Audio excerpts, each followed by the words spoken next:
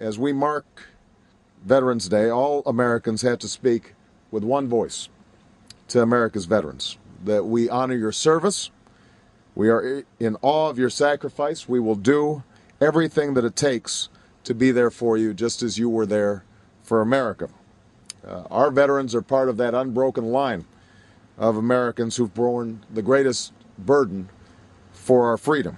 Americans who threw off the tyranny of a king, who held our nation together and set the captives free, who faced down fascism, fought for freedom in Korea and Vietnam, and brought peace to the Balkans, and who fight bravely and brilliantly under our flag today in Iraq and Afghanistan.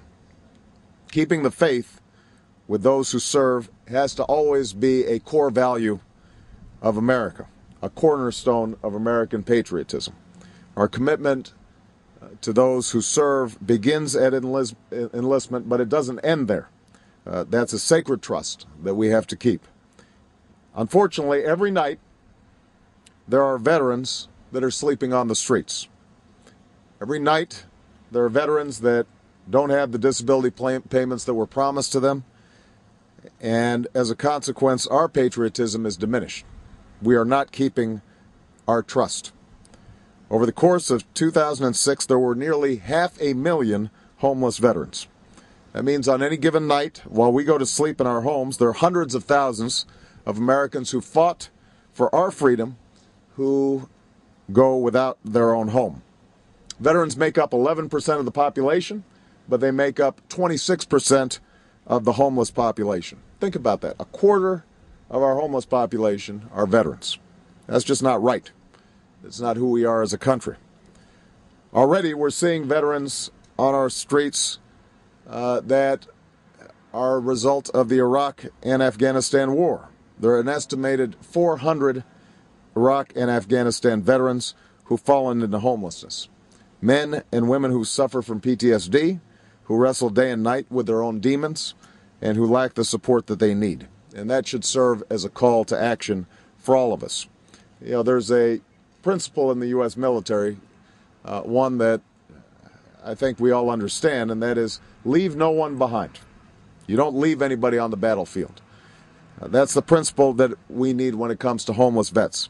That's what I fought for in the United States Senate, and that is why I've recently introduced the Veterans Homelessness Prevention Act.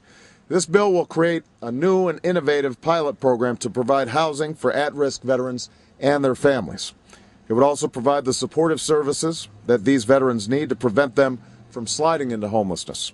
Services like mental health counseling, financial planning, and job training so that our vets have the skills and the tools that they need to build a life after their service. To fund these efforts, we would authorize $26 million. The program would be coordinated with both the Department of Housing and Urban Development and the Department of Veterans Affairs. And we'll bring together non-for-profit organizations and consumer cooperatives to help manage these efforts.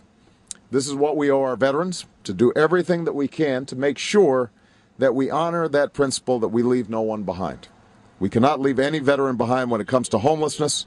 We have to have zero tolerance for it, and we need to come together behind this new approach.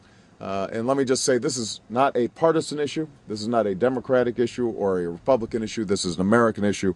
It's a moral obligation. And as we honor our nation's veterans, let's keep that obligation by rededicating ourselves to eliminating the scourge of homelessness from our streets.